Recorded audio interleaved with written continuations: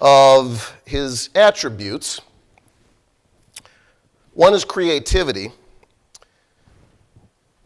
You'll never see an animal write a novel, right? Now, we're all familiar with long novels. Some of us were condemned to read them in school or other places. Some of us remember Tolstoy's War and Peace, I think, is over 1,200 pages long, something like that. I think the world's record for the longest novel is like 7,500 pages or something like that. I could list a lot of other examples, but the story that I want to talk about this evening takes up less than 1 page of text, and yet it is one of the most dramatic, powerful stories in all of literature, bar none. This is the story of the greatest test of Abraham's faith, and it is when God has commanded Abraham to sacrifice Isaac. In the interest of time, I'm not going to read through it all first. We'll get to it here in the next few minutes. My original intention when I started preparing this message was to focus on exploring an aspect of the story that not everybody is necessarily familiar with, namely how this chapter, Isaac, foreshadows Christ. But as I dug into it deeper, what I realized is that both Ishmael and Isaac had profound influences on their father's life. Now, that's not terribly surprising. Any of us with children know that they change you. But a lot of us haven't necessarily focused on how these boys affected Abraham. So briefly, of course, we know that God called Abraham originally out of Ur and then Haran through the Fertile Crescent. You can't go straight from Ur to Canaan because there's too much desert in the way, and so they had to take the long route. But God had called him, leave your country, your relatives, your household, to the land that I will show you. So he's there for a few years, and then what happens? God promises that he will bless him. He did that back in 12, but he does it again here in 15. And he says, look, you're going to have a son. And look at the stars, and that's how your descendants will be. Abraham says, how can I know this? And then God creates that covenant where God himself passes through the divided animals.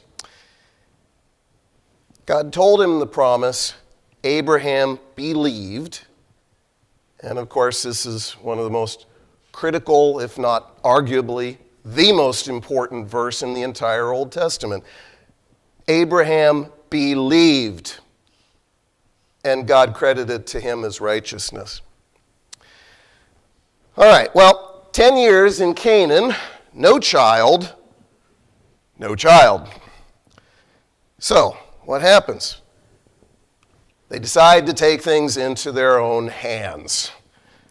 Sarai says, take my servant, have a baby. Maybe that's what God meant. He didn't, but, and oh, by the way, I like to put the Hebrew up. It's good for us to remember that not a single person in this book was a white Anglo-Saxon Protestant, like most of us are. And so I personally like to take a little bit of time and look at some of the original place names, the original names, maybe even, make an attempt to pronounce them in the original way, that just to kind of remind us, different people, different culture, different time, and that shaped what was going on. This is Yod, Shin, Mem, Ayin, Aleph, Lamed, Ishmael.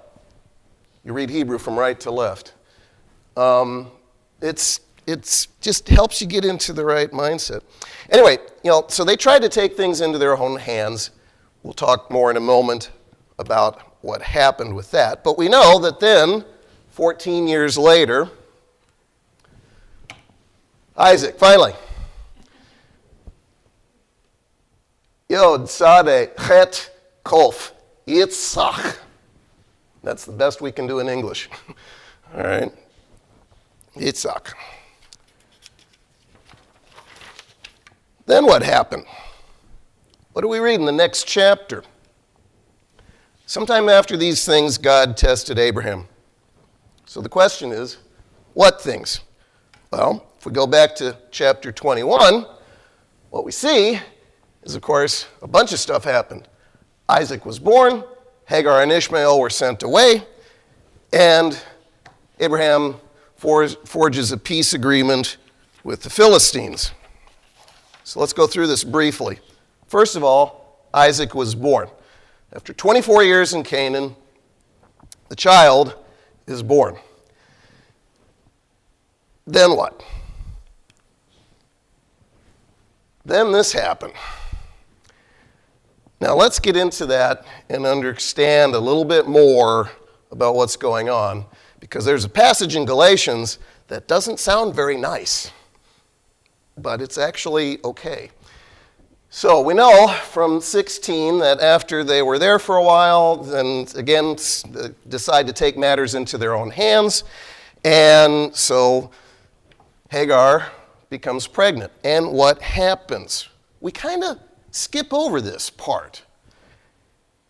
She despised Sarai.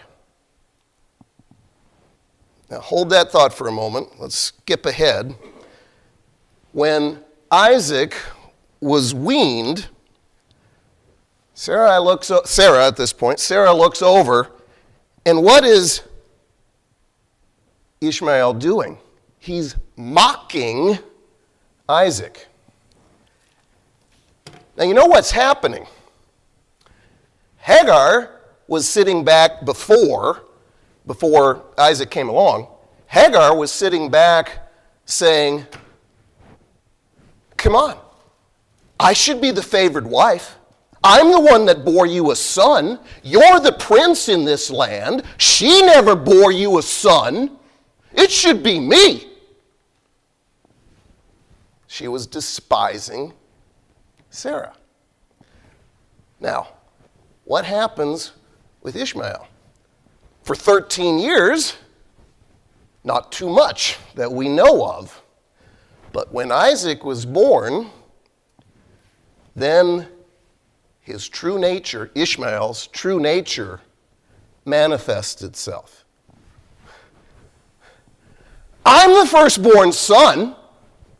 What's this guy doing? He's not firstborn. Come on, it's me. So what happens? They had to be sent away. Now, what does Galatians tell us? The slave woman gave birth to a son by natural descent. The free woman, a boy from promise. These are allegories or figurative. They're the two covenants. What's the deal? Hagar and Ishmael represent the law.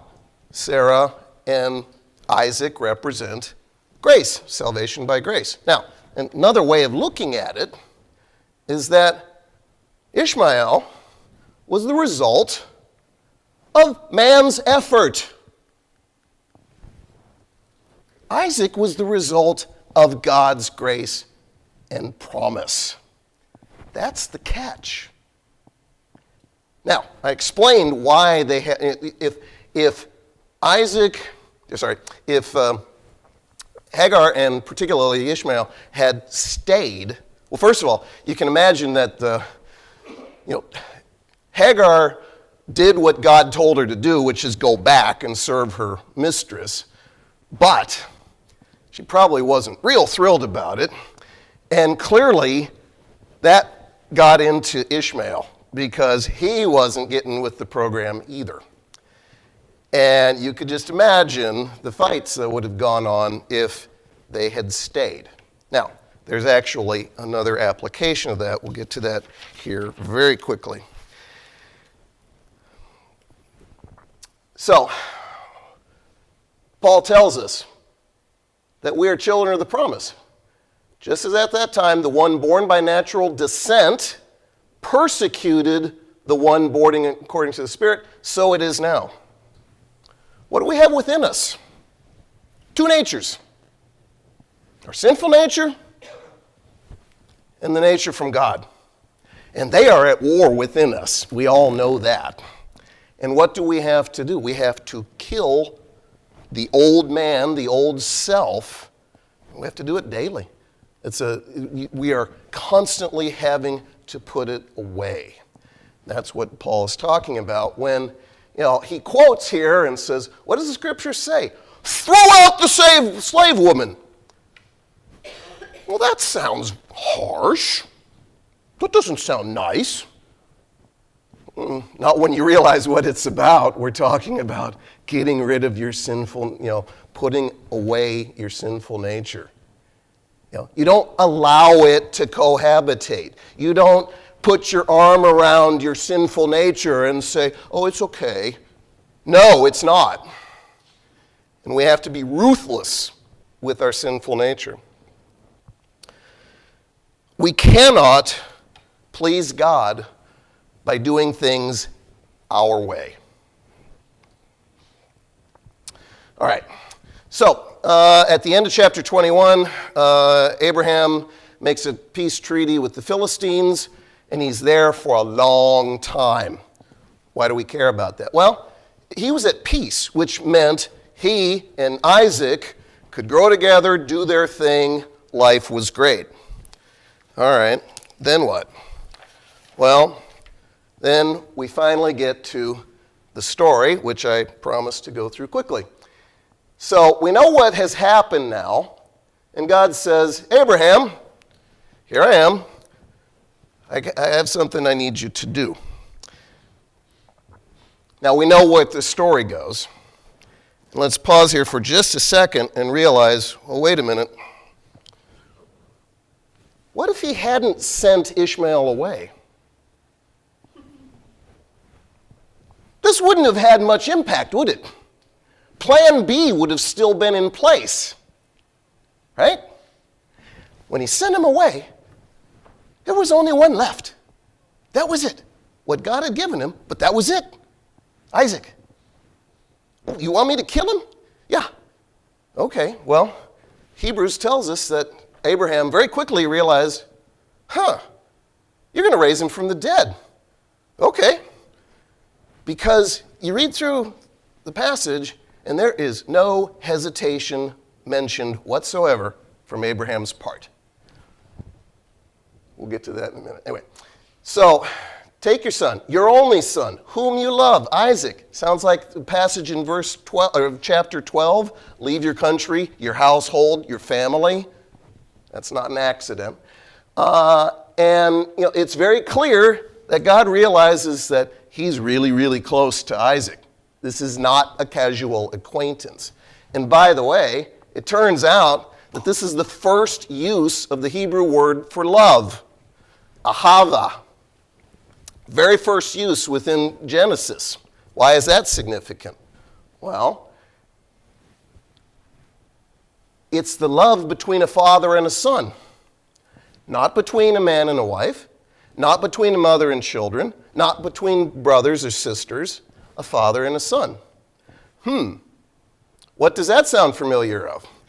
Yeah, it's indicative of the fact that the highest love there is between the Father and the Son, and all other love comes from that love. There's an indication there. All right, so go to Moriah. Offer him up. Where's Moriah? Well, Moriah is in the hills of where Jerusalem is. He had to leave from Beersheba, go all the way up to Moriah, about 50 miles. Early in the morning, no hesitation, no indication whatsoever that he hesitated. And again, the only way that can make sense is when you look at Hebrews 11 and say, Abraham said, He's going to raise him from the dead. Okay. It's the only thing that makes sense. So he goes. Abraham, he saddles his donkey. He cut the wood. He prepared everything. He wasn't going to get up there and say, "Oh, Lord, sorry, there's no wood here. Darn, guess we'll have to not do that." No. Everything was prepared, ready to go. There was not an iota of issue that he wouldn't go through with the task that he had been given. This is what it looks like. I'm not sure you can see that real well from the back, but Beersheba is down here in the desert. He had to go up into the hill country to where, at the time, Salem was, and this is the region of Moriah, which, of course, is modern-day Jerusalem. Takes 3 days to get there. When he gets within sight of the place, he tells the two servants, "You stay here with the donkey. The boy and I are going to go up there. We will worship and then return to you." Now, worship, the word for worship in Hebrew literally means to bow down. So worship means to bow down to the will of God. That's it. Now, we worship in many ways, but at its fundamental core, worship is to bow down to the will of God. So both we will worship, not I, we will worship. Both Abraham and Isaac were bowing down to the will of God. All right, he takes the wood, puts it on Isaac, takes the knife and the fire. They walk on together.